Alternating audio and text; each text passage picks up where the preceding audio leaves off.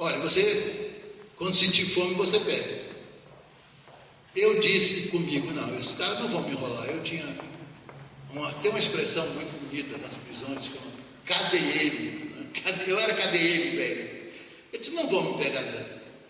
Quando eu bati na porta, pedi comida, era 2 horas da manhã, mais ou menos.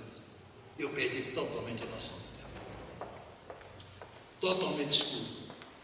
Mas ali eu fiquei somente 3 ou 4 dias. A audiência na auditoria, que era na terceira, deve ter documento meu nessa auditoria. Eu fui levado de volta para o Rio de Janeiro. Então esse episódio do Boi Preto eu acho que devia contar. Alguma pergunta? Pois é. Não quero saber de Não, foi só para esse depoimento na auditoria e depois foi levado de volta. Estavas preso lá, né? De lá é que ele foge. Aí vem a bravata. Aí está bravata mesmo. Bravata mesmo. Eu já gostava de história, já tinha pretensões. Quando você nascesse, nós íamos ser colegas. O nome do teu filho como é? Dante. Nós íamos ser colegas, Dante. Que depois eu estudei história no Uruguai. Na Fortaleza de Santa Cruz, que naquela época estava transformado em presídio militar, tinha passado várias das grandes figuras históricas do Brasil, inclusive o Marechal Lott, etc. Aí eu pedi para ir para lá. Eu quero pisar naquele chão que os grandes patriotas brasileiros pisaram. Aí é que está a bravata, né? Bom, fui para lá. Quando eu cheguei, tinha outros amigos lá. Tinha inclusive o famoso tenente Nilo da Silveira, uma pessoa ligada à Brizola, que matou um coronel aqui e tal. Um caso que teve muita repercussão e que teve como advogado, parece que um advogado famoso aqui chamado Lia Pires, que já não deve ser vivo. Pouquíssimo tempo. Então, quando eu cheguei, conversando com os colegas, os mais íntimos, né? Eu sabia que podia fazer, eu disse, olha, eu pedi para vir para aqui, porque eu queria pisar nesse chão que grandes vultos históricos pisaram. Aí os companheiros disseram, mas você é muito burro. Daqui nunca fugiu ninguém. Só tem um caso, tá? De um cara que fugiu daqui a nada, que era campeão de natação da escola militar, parece que chamava Hermenegildo de Assis Brasil, era irmão do general Assis Brasil, e morreu na Guerra Civil Espanhola. Eu fiquei, mas eu não sabia nadar para atravessar a Baía de Guanabara. Esse Hermenegildo atravessou a Baía de Guanabara. Quando chegou lá na Praia do Flamengo, estava cheio de namorados sentados na murada. Ele então, com medo de ser denunciado, ele voltou e saiu no Saco São Francisco, em Niterói. Então é um herói, esse é um herói. Mas eu fui apenas um pouco inteligente. Fiz uma armadilha lá e tal, precisava ir ao médico, e eles me encaminharam ao médico no Rio de Janeiro. Eu já sabia quais médicos não tinha em Niterói.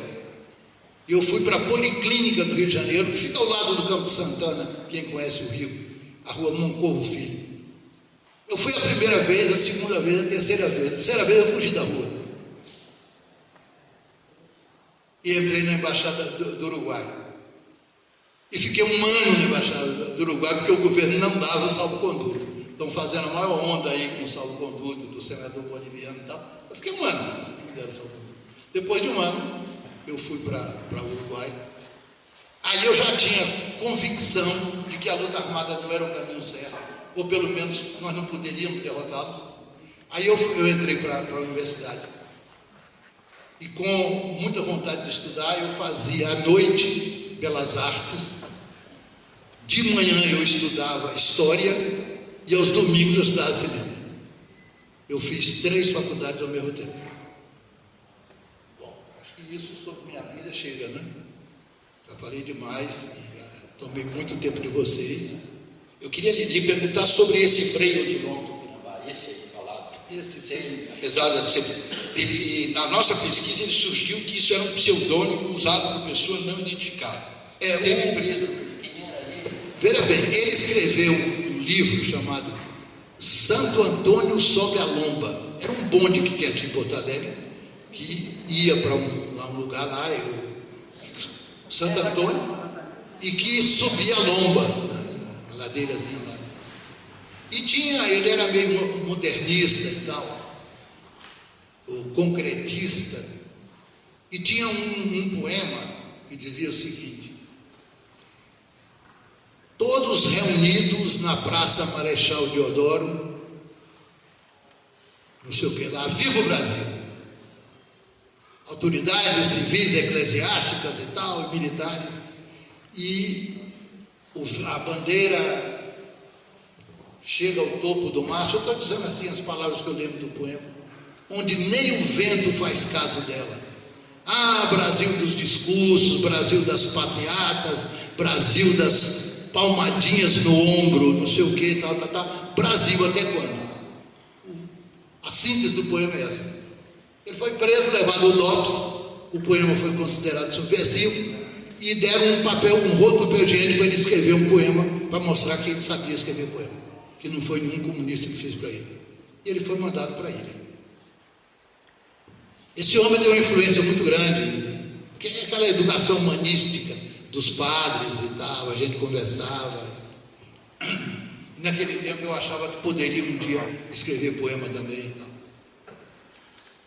Marcou minha vida. E nos anos seguintes eu passei 40 anos tentando localizá-lo. Quando eu estive aqui, meu amigo Jean Charlau fez um esforço pela internet e descobriu, pelo Vaticano, a informação veio de Roma. Ele era frei mesmo. Que ele tinha abandonado a batina e tinha se casado e dava aula na cidade de Farroupilha, né? Era isso? E com o telefone. Eu ligo para ele. Ele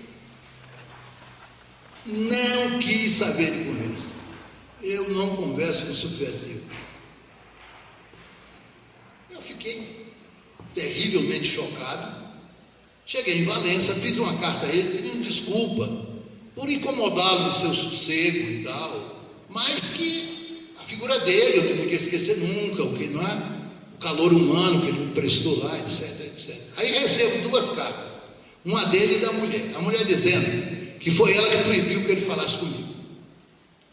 Porque como é que eu saio, 40 anos depois eu surjo do nada, lembrando do passado, que ela só queria esquecer. Ele era frei naquela época, não tinha nada com ela. Hoje, imagino que não tivesse. Entendeu? A gente nunca sabe, né, como diz o vulgo, o que se esconde no coração humano. Então, mas que eu perdoasse o marido e tal, que realmente ela tinha entendido, entende? E aí vinha a carta dele. Dizia que nunca mais escreveu, tinha feito uns poemas, mas estava na gaveta e tal. Eu não sou cristão.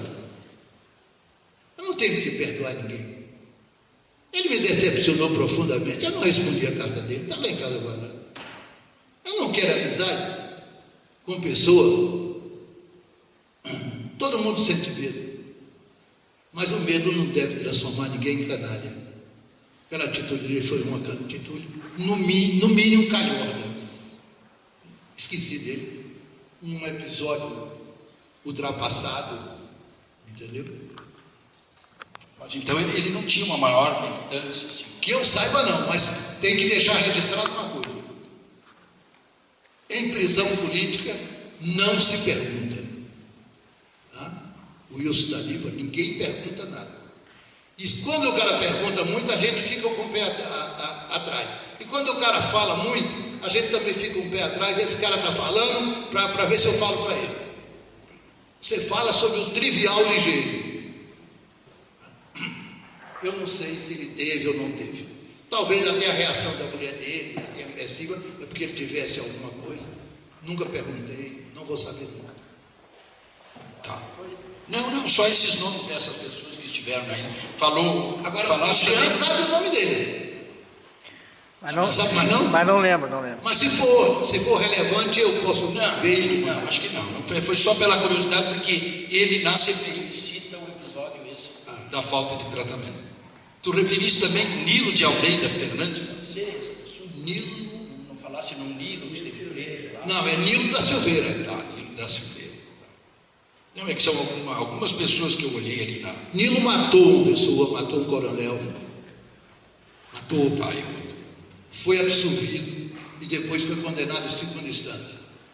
Ele foi absolvido aqui e condenado em segunda instância no Superior Tribunal. E condenado a uma lei muito dura, uma lei do tempo do Império, parece. Mas depois ele se envolve com Brizola, ele já era prisionista, trabalhista e tal. Nilo é uma figura, era uma figura.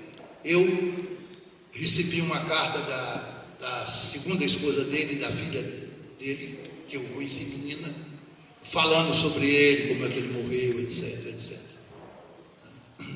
Eu, inclusive, nessa revista eletrônica está a carta dela, falando dele. Não, eu fiz esses nomes porque essas pessoas apareceram na CPI do caso das mãos armadas. A minha curiosidade ainda tem um ponto que eu acho que é importante talvez falar, que é essa missão terrível que tocou agora aqui, que foi a de trazer a Elizabeth Soares. Eu estava no Rio na época e tinha contato com o Amadeu Felipe, com o Dalto, com o Geossi, etc. Então recebo uma notícia lacônica: o baixinho foi assassinado. Traz Dona Betinha, mas não fala a ela nada no caminho e tal. Quando chegar em Porto Alegre, você avisa e tal. E você vai chegar em Porto Alegre, ligar para tal telefone e uma pessoa vai buscar.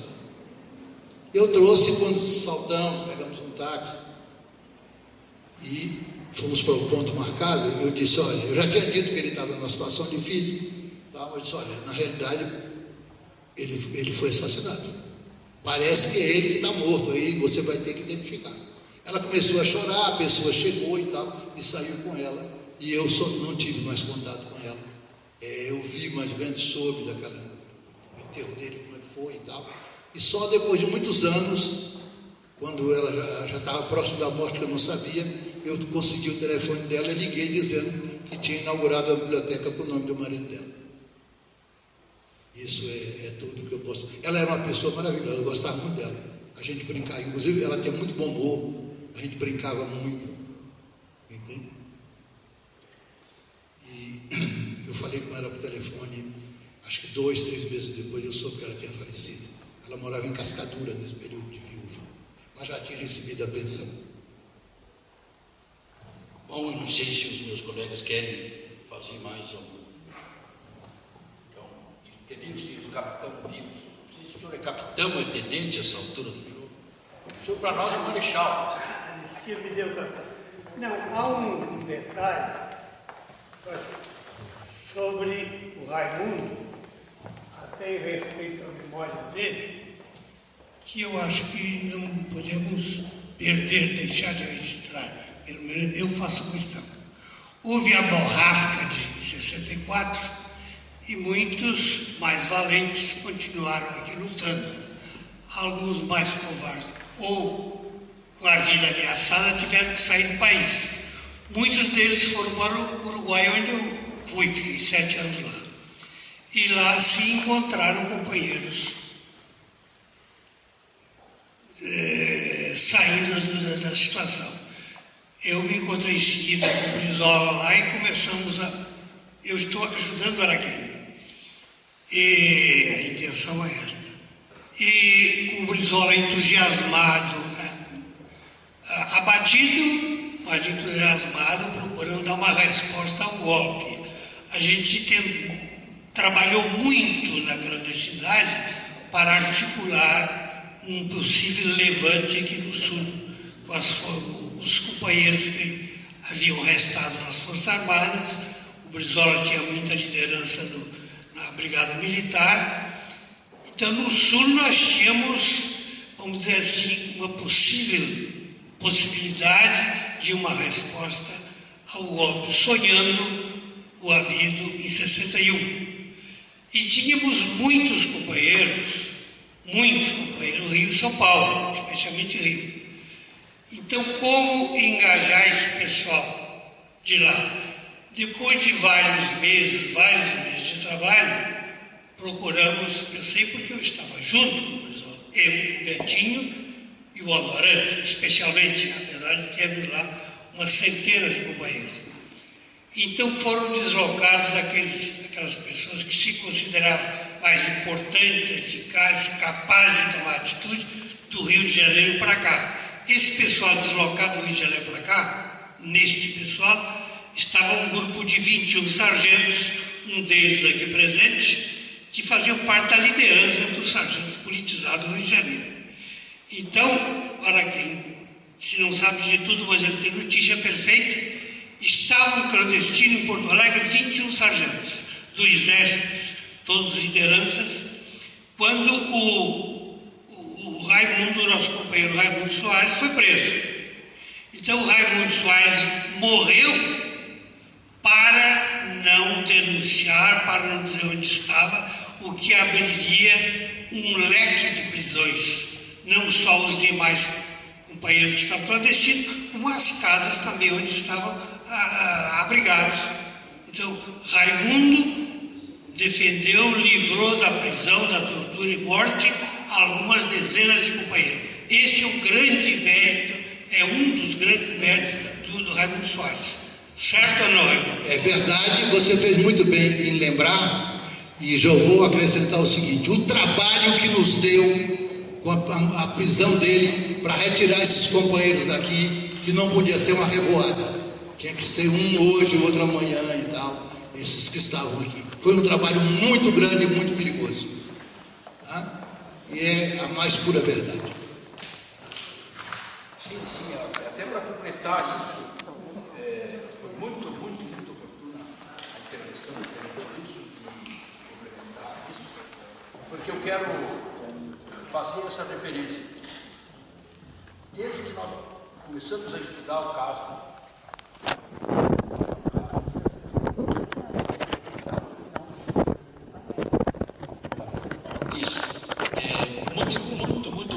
observação feita pelo Tenente Wilson sobre, para frisar bem a figura, a importância da figura do Manuel Raimundo Soares.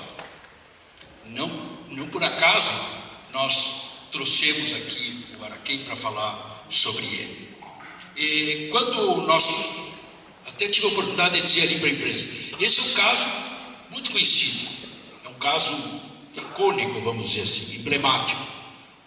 O caso das mãos amarradas. Mas por mais conhecido que ele seja objeto, na própria época da ditadura, ele foi denunciado nos jornais mesmo, com censura.